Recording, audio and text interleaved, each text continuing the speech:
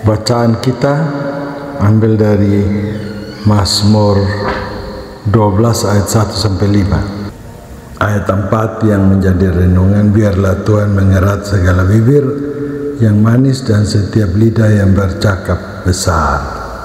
Tentang hati-hati menggunakan lidah. Dia pun topiknya begitu. Bermulut manis tapi hatinya bercabang. Dia berkata lain di bibir, lain di hati. Don't wanna sleep in, cause I got something to prove. I gotta take what I hate and finally make a move. I think of you and all the shit you don't do. Well, I'ma make hella sure that I don't become you. I have no regrets, yeah, I'll tie up my chest. I'll never forget what it's like to be in debt. Been stabbed in the back bed, I'll show you what happens. Pass me the mic and I'll show you with action. I feel this pain, you already know. Turn that to gains, let my money show. I've got these things that I can't let go. Watch me turn this life into something that you could never own. Semua Oma Lodia, Oma Ete, To'o, Om Andre, Mama Susan, Pak Henry, Oma Betty. Hari ini kita mulai awal tahun 2025, kelompok doa Batilanga memulai ibadat. Mari kita menghadap Tuhan dalam doa. Bapa kami di surga, terima kasih atas pemeliharaan, kasih sayang, berkat untuk kami semua. Kami percaya bahwa Tuhan menyertai kami semua.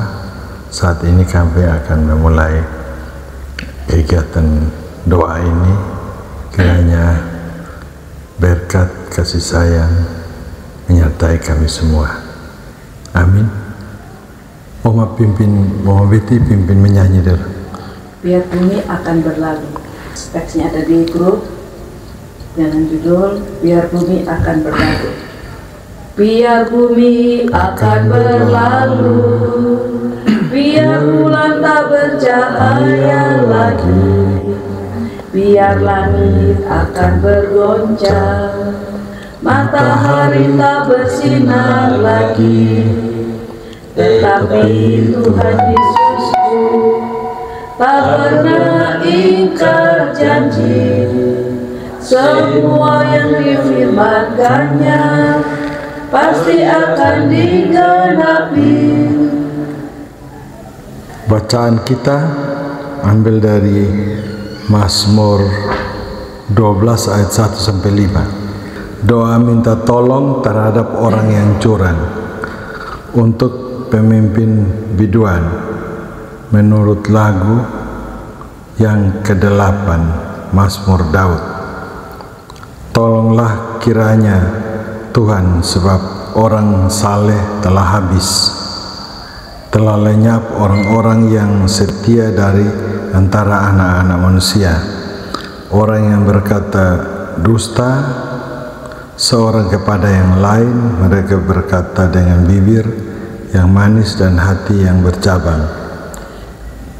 Biarlah Tuhan mengerat segala bibir yang manis dan setiap lidah pembual.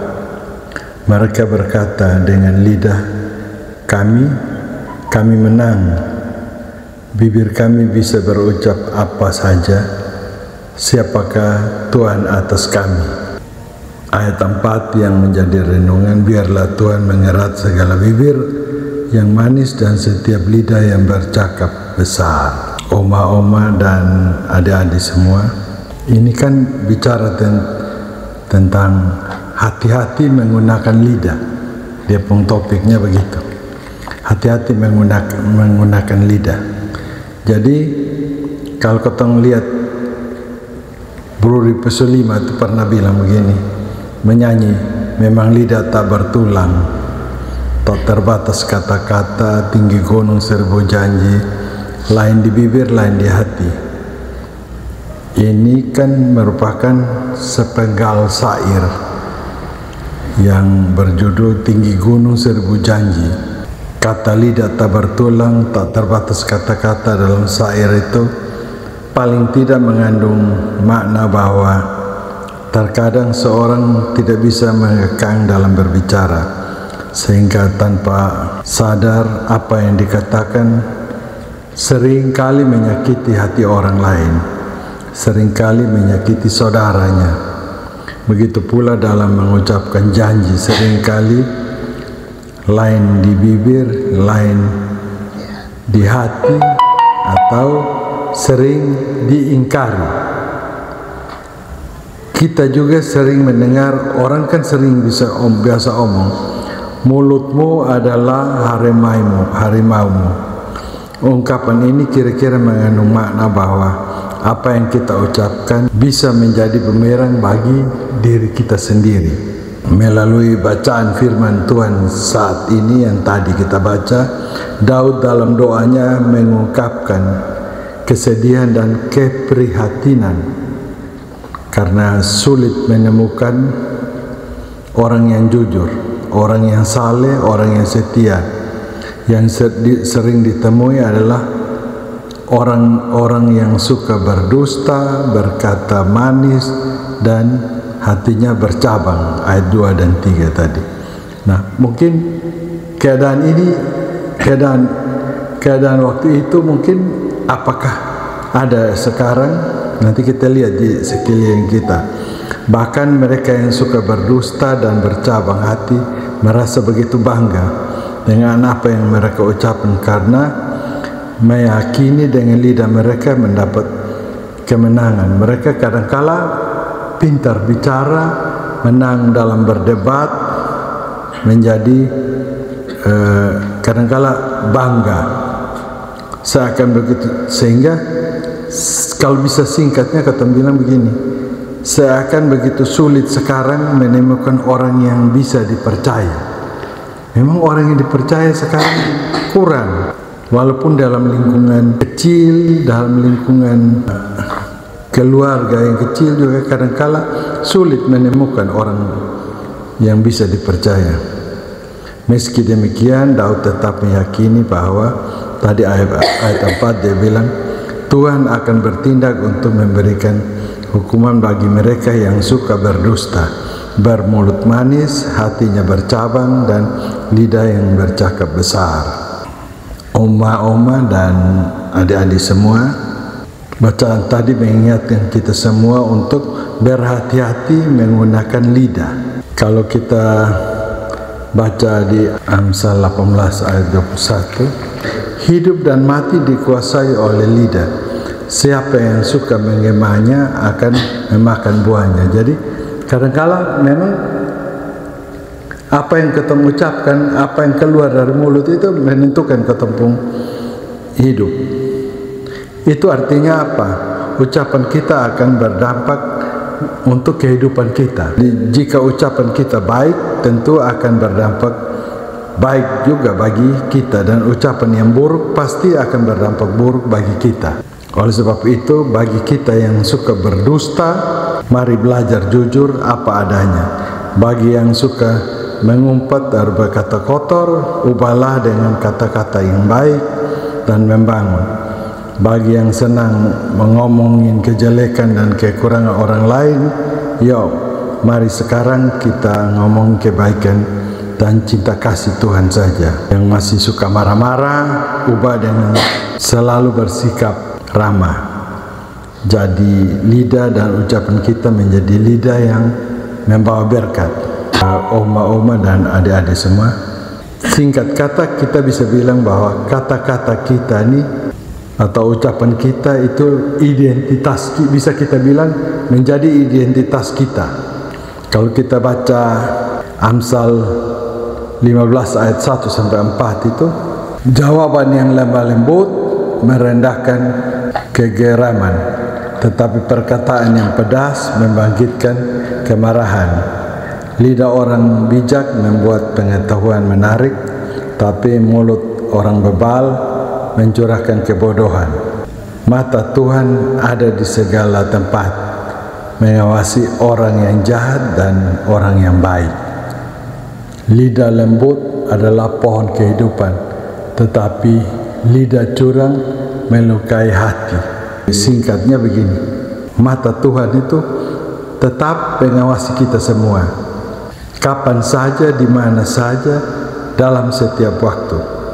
Sedangkan berhubungan dengan perkataan kita, ada dua hal.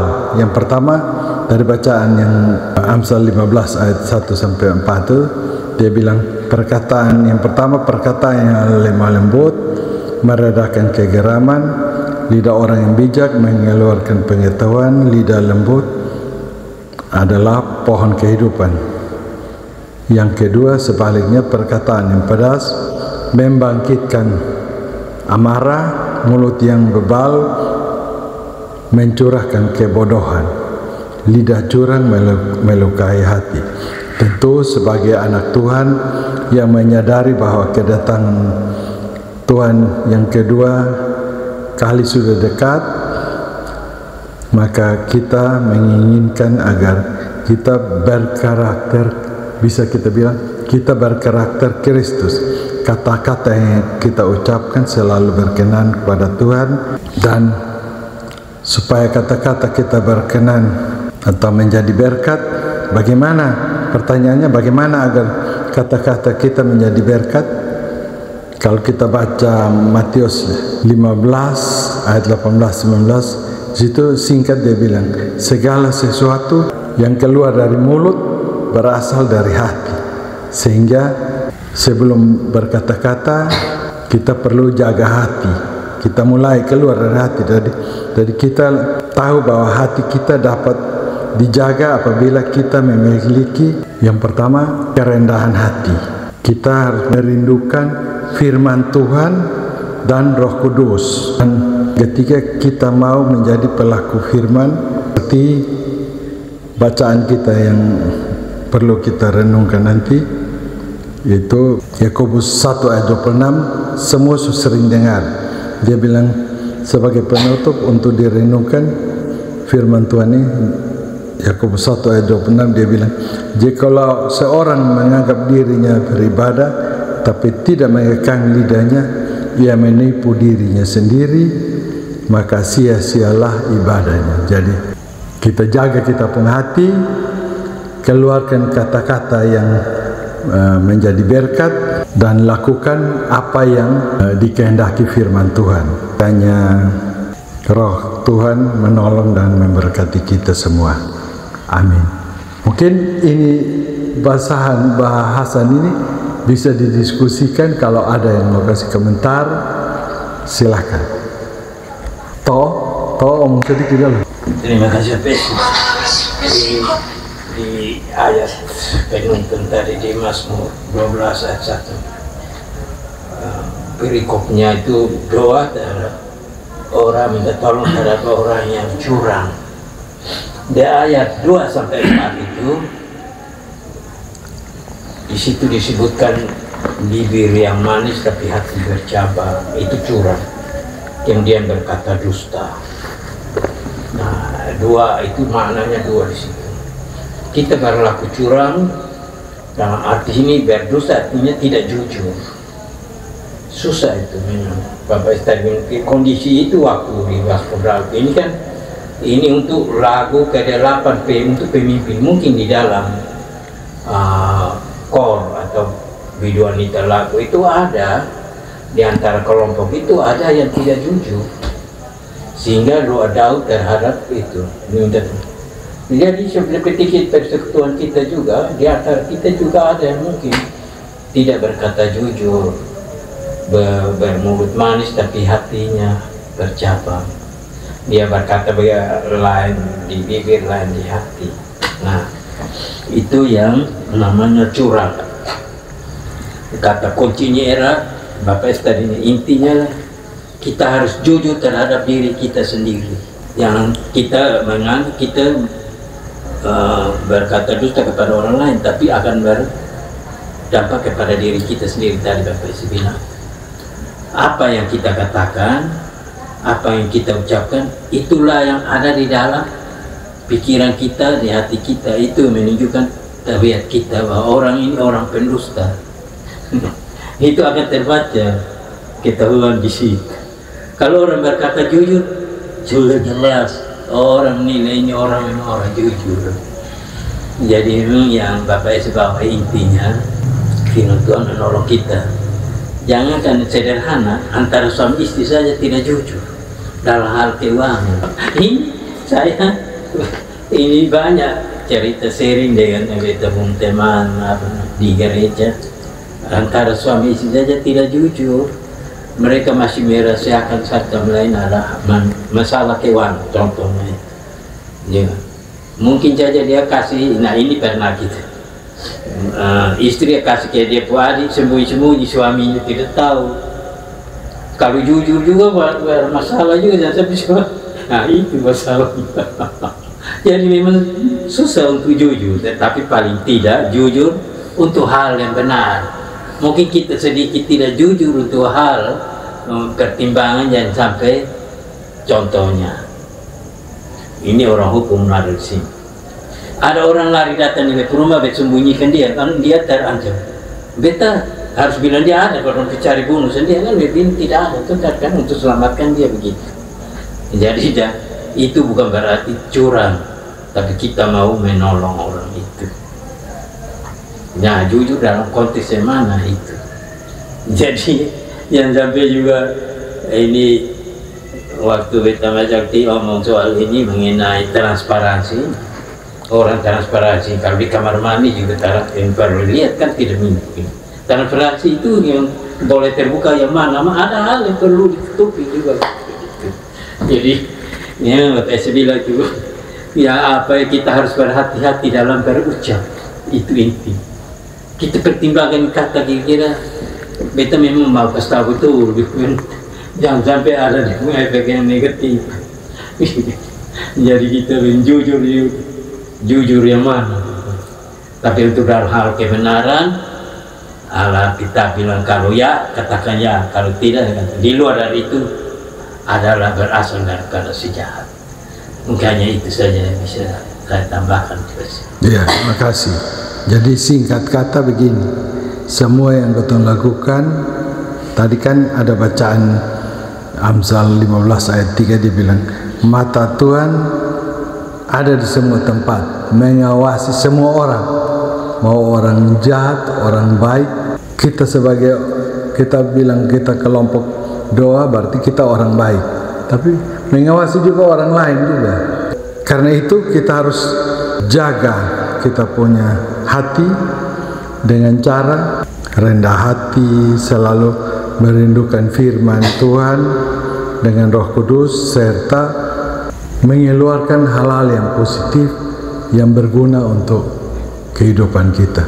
Kiranya Tuhan menolong kita semua. Nah sekarang doa kasih ketemu. Mari kita sama-sama mengaminkan firman Tuhan. Kita berdoa. Bapa di surga, Bapa yang kami sembah dan puji di dalam nama Tuhan Yesus yang adalah firman yang hidup.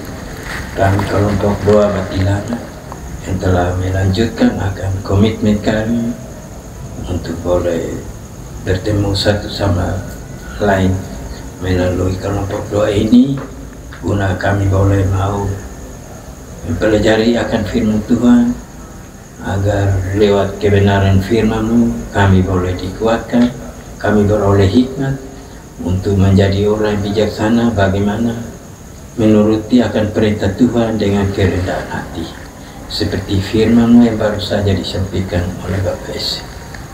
Kiranya firman-Mu yang baru saja kami dengar, Tuhanlah yang menuliskannya di hati batin kami, supaya kami mengerti dan kami tidak lupa, dan kami ingat itu ketika di dalam kelangsungan hidup kami. Kami diperhadapkan pada masalah kejujuran, keadilan. Kami harus menjadi orang bijaksana, menjaga kata-kata kami, agar kata-kata kami menjadi berkat di dalam persekutuan kami ini, bahkan juga di dalam kehidupan bersosial, dalam hubungan persaudaraan kekeluargaan kami satu sama lain. Supaya dengan demikian kami boleh menjadi saudara selain daripada saudara biologis, tapi menjadi saudara seiman. Kami dipersatukan di dalam kasih Kristus, sehingga kami boleh hidup damai, hidup rukun, manakala kami berlaku jujur dan kami membuang sifat-sifat yang membuat kecurangan di antara kami, sebab itu adalah kejahatan yang membuat kami marah, benci, akan membuat hubungan persaudaraan kekeluargaan kami menjadi tidak rukun dan tidak damai. Oleh sebab itu Tuhan, melalui firman ini kami mohon Tuhan berkati, supaya manakala kami pulang, kami berpisah satu sama lain, firman-Mu boleh memberi berkat bagi kami. Kami pulang dengan sukacita, damai, sejahtera, dan kami boleh tetap pada komitmen kami untuk terus bersatu hati untuk boleh melanjutkan hubungan persaudaraan kekeluargaan kami melalui kelompok doa Batilanga ini. Dan untuk itu juga kami rindu supaya hubungan persaudaraan kekeluargaan di antara kami satu sama lain melalui kelompok doa Batilanga ini menjadi terang bagi mereka yang belum mau bergabung dengan kami.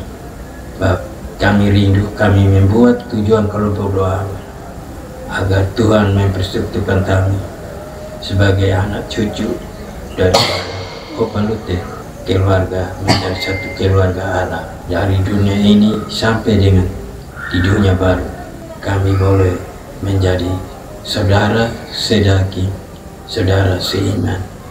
Bapa di surga, kami juga mohon kiranya Tuhan memberkati semua kami semua yang hadir pada saat ini, supaya firman-Mu itu boleh menolong kami agar kami boleh saling mengasihi, kami boleh saling mendoakan, saling tolong menolong. Teristimewa kami mau berdoa buat Mama Ete bersama Grace yang sudah menyediakan waktu tempat untuk kami boleh bertemu, kami boleh mendengarkan firman-Mu. Dan ketika kami pulang, berkat Tuhan akan senantiasa menyertai Oma bersama Grace. Bahkan juga kami mau mendoakan akan sanak saudara kami yang jauh pun dan dekat. Kiranya Tuhan memberkati.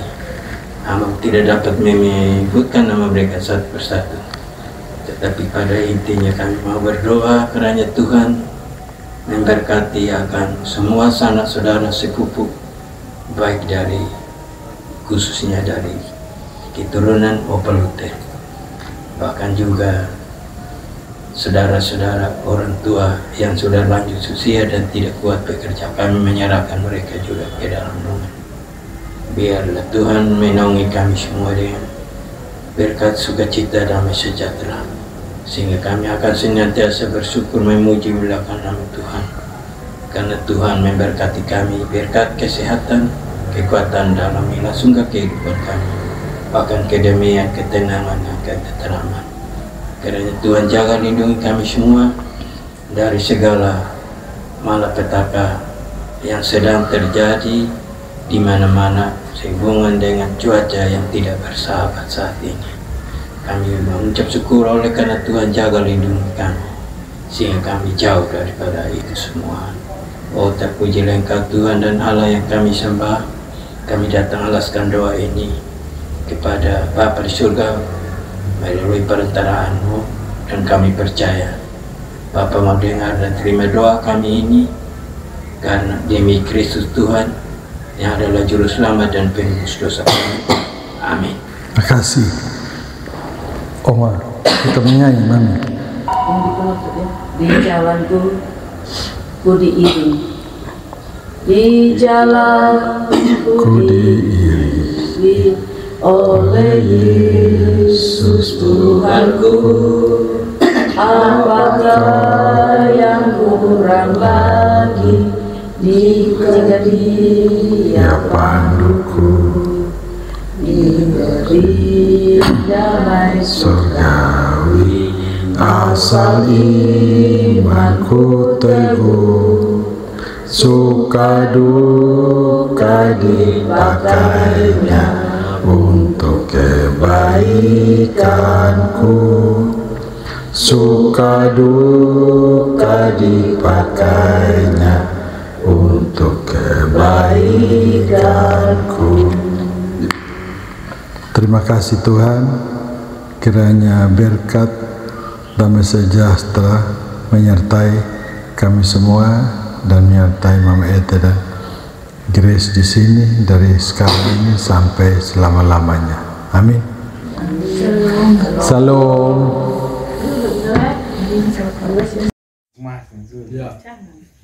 Kita berdoa.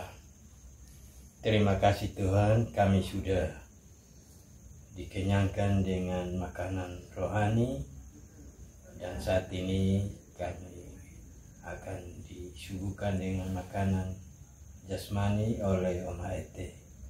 Tuhan berkati makanan minuman yang sudah disiapkan, biar itu menjadi berkat bagi kesehatan tubuh jasmani kami, dan juga kami pakai untuk memuji dan memuliakan Tuhan. Memberkati Om Ete yang sudah menyediakan makanan minuman bagi kami.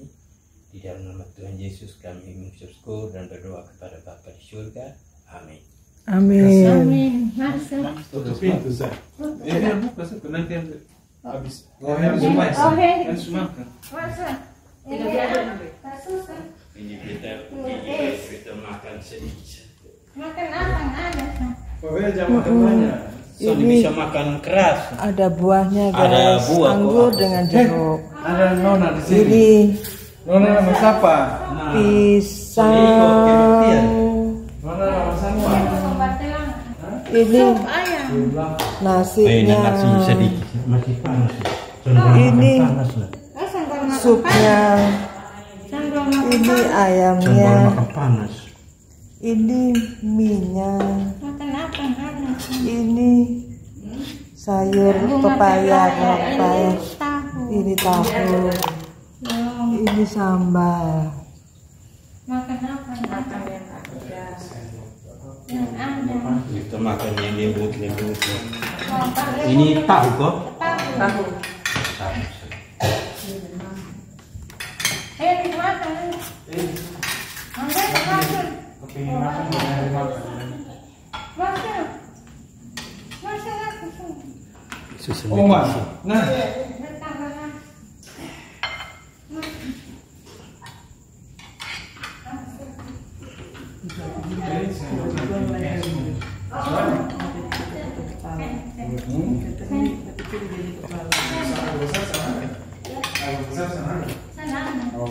Apa kecil itu? Ya ada dulu sana. apa tuh? Itu nggak besar. Apa yang besar? Tapi Sempat bisa. biarin, kok gelas juga kecil. Tapi bisa. Tapi ada dulu. Supaya rata. Sudah. Makan dulu. Makan dulu. Tambah nasi. Tadi habis makanan rohani, sekarang makanan jasmani. Buka di karet sini mamanya. Jangan kelop. Adik bungsu juga mau makan guys. Ini Campurin ini super mie itu. Pakai kunyit. dikasih daun kemangi Pak Bea. Hah? Kasih daun kemangi enak.